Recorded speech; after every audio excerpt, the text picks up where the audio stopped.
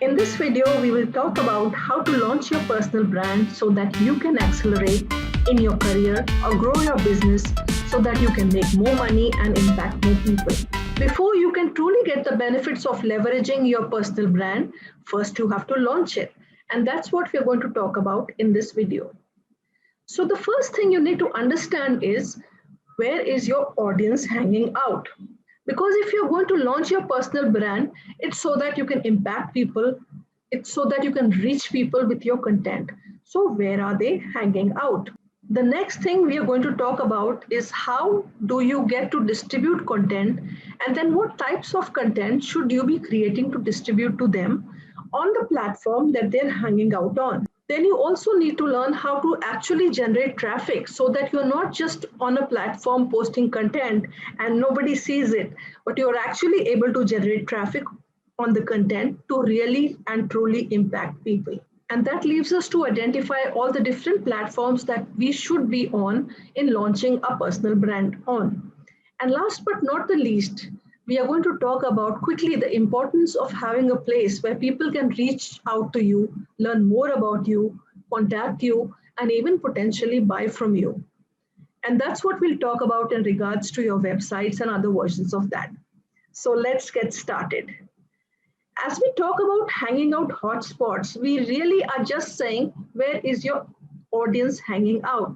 Where is the hottest spot where you can reach them? So, the biggest platforms that people are hanging out are statistically Facebook, LinkedIn, Instagram, YouTube, Twitter, etc. These are some of the more popular big platforms that lots and lots of people, billions of people, are spending their time consuming content. And so the first thing is identifying where your potential audience is hanging out, which leads us to the next question, which is distribution. So not only do you want to be on those primary platforms where your audience is likely hanging out so that you can distribute your content to them, but you can potentially also identify some smaller niche hanging out hotspots. For example, maybe there is a blog article or publication where people are creating great content and your audience is going there and consuming that content. You can find unique ways to launch your personal brand to collaborate with someone who has a blog that's getting a lot of audience to hang out there and read that. You can collaborate and create some content and distribute there. So you got your broad global platforms where your audience is hanging out. Facebook, Instagram, LinkedIn, YouTube, etc. And maybe you got some more niche categories that your audience could be spending time on. It could also be a podcast. Maybe they tune in and listen to podcast on a particular subject matter. You just find a way to distribute your content on that as well. So where they are hanging out, how can you distribute your content there, which is pretty easy because social media platforms like Facebook, LinkedIn, etc. are free. So really distributing your content on these platforms is relatively easy. If you do want to figure out how you can get onto somebody else's podcast, how to put your content on somebody else's blog, these are more of a collaborative experience when you're talking about. So you need to figure, if you want to figure out how to get on somebody else's podcast, how to put your content on someone else's blog, those are more of a collaborative experience where you are talking to them about what they're looking for, and you can then see how you can create valuable content for them. These are more of a collaborative experience where you are talking to them about what they're looking for, and then you can see how you can create valuable content. But I'll be honest, this might not happen immediately, meaning you have to become the person. You have to become the person that they want to collaborate with. You have to become the person that they look up to as a subject matter expert. Otherwise, why would they have you create content for their audience that they have worked so hard to create if you don't have value to provide? So it's not a matter of every single thing is going to be a home run and every single person is going to work with you. That's why it's important that you develop your personal brand, you launch it, and you really establish yourself. Eventually, if you choose to establish yourself as an authority so that people will reach out to you asking you to be on their podcast or YouTube channel or to be featured in their publications and articles, because the goal of launching a personal brand is to ultimately have some kind of a goal so that people want to hire you, they want to work with you, have you on their platform, and distribute your content and your services to their audience. So that's why it's so important to launch your personal brand, because you should have some kind of a goal that you're working towards. So if you're hanging out on platforms where your audience is, you're producing different content, distributing it on platforms your audience is hanging out on, and that's the most important thing.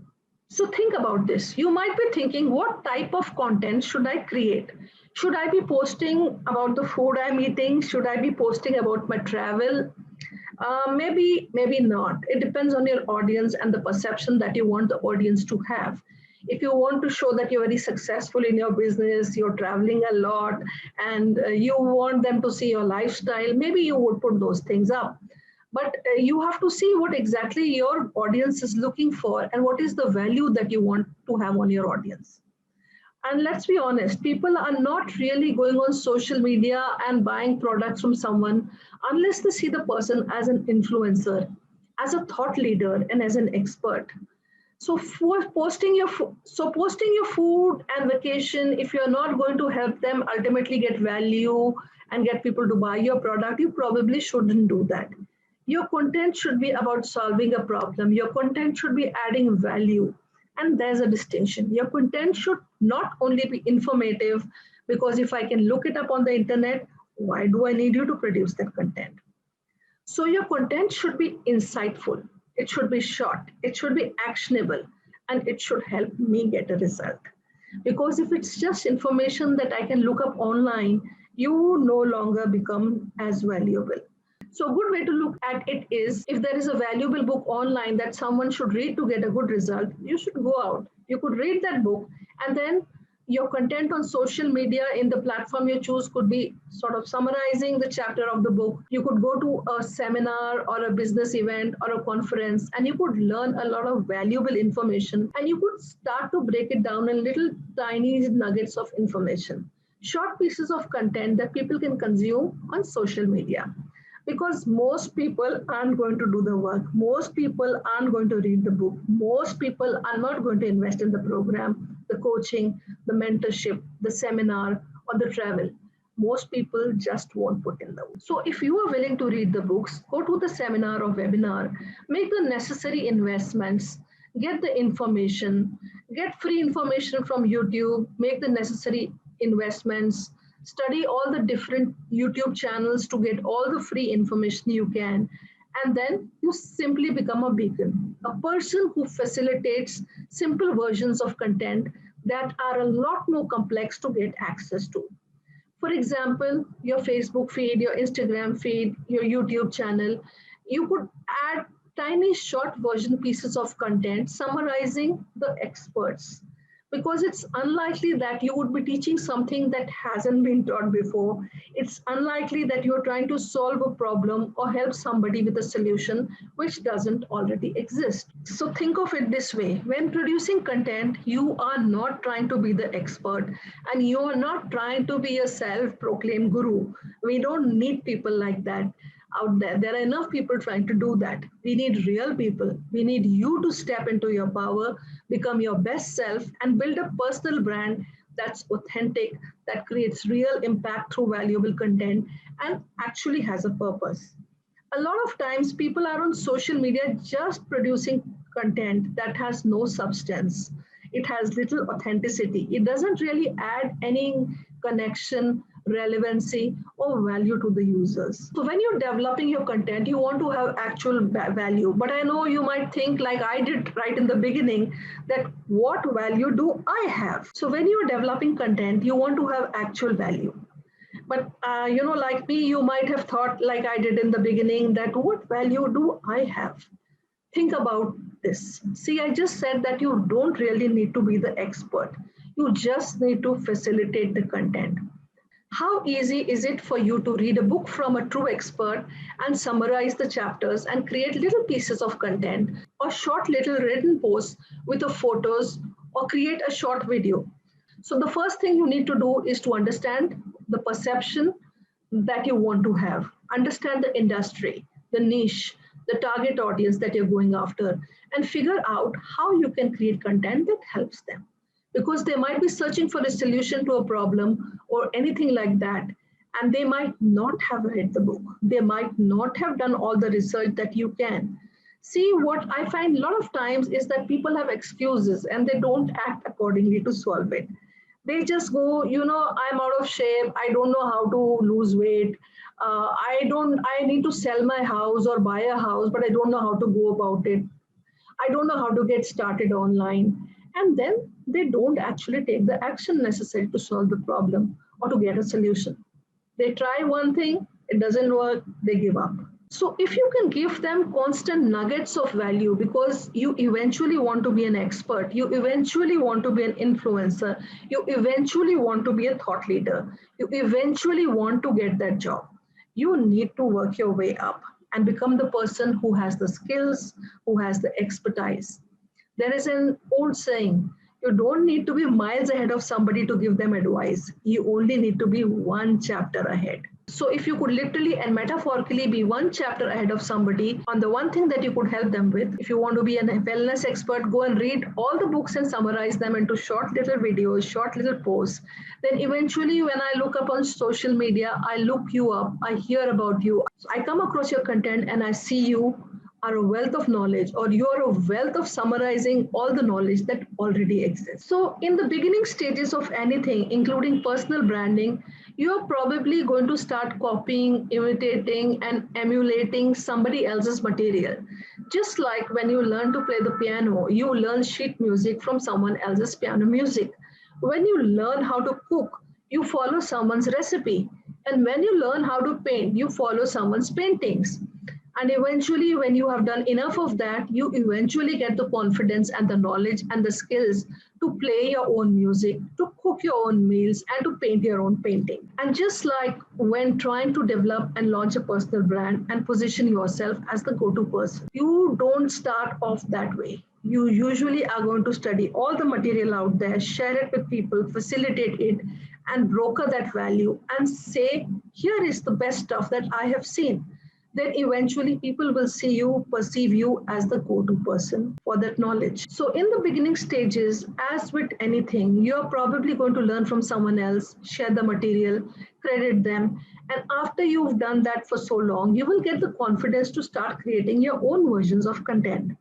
And eventually, doing this long enough, when someone looks you up, when someone perceives you, when someone talks to you, they will be like, so and so is the best health and wellness expert, or he's an expert at this and this.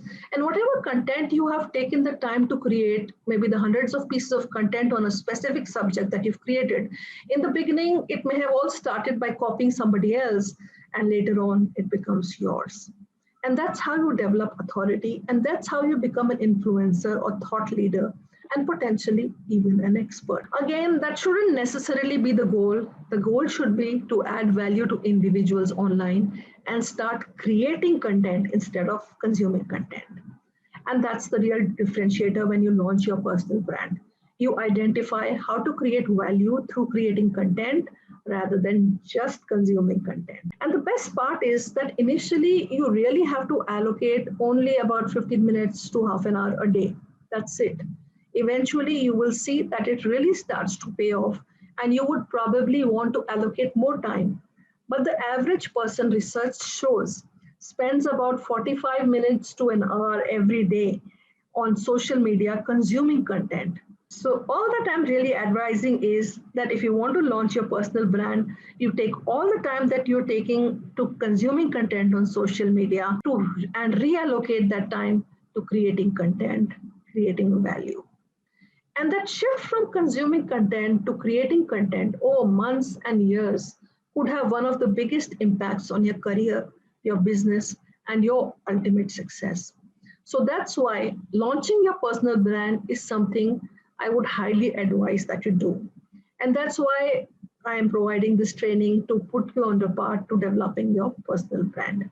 So now that you have an understanding of where your audience is hanging out, how you can distribute to them, what platform they are on, the content to create, you need to know now how to generate traffic. There are really only three ways to generate traffic. The first one is you can pay for it. You can run ads, you can run promotions, and you can get traffic. The second way you can generate traffic is you can borrow it. Somebody else can promote you on their blog or podcast or tag you on their social media. And the third way to generate traffic is that you create it yourself, meaning you can create content. People see it organically for free because someone liked it, someone shared it, someone commented on it. Maybe potentially, possibly, it goes viral or micro viral. Things start to get shared organically. Now, the internet favors content that people like and that people consume, that people share and that people comment on. So, if you create content, if people like it and they engage with it and they share it and they keep coming back to it, the algorithm of social media will automatically, for free, share it with everyone. That's why the cute cat video gets shared by everybody. So, because it's a fun video that everyone can laugh at, relate to it as it's cute, and so everybody engages with it and it gets shared very fast.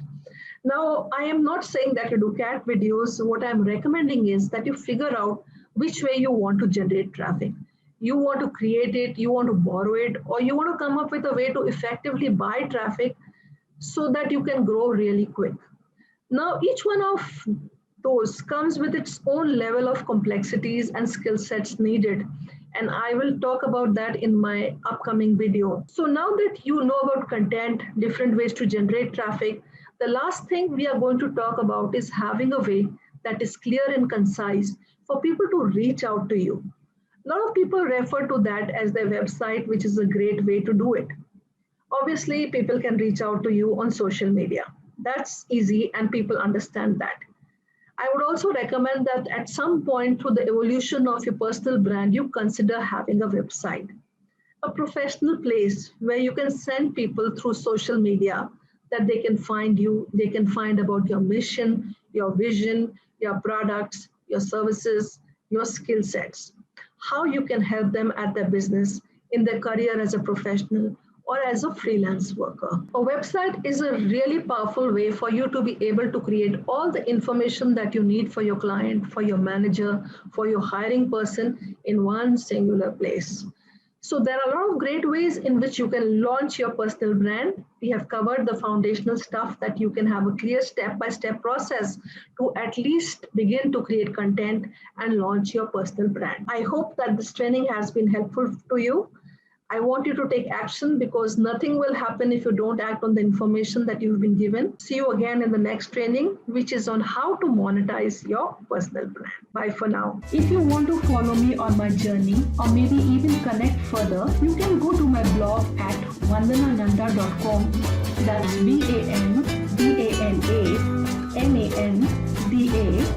vandananda.com. Or you can click in the link in the description below if you're watching the video. Vandana Nanda signing off, and I'll see you on the inside. Bye for now.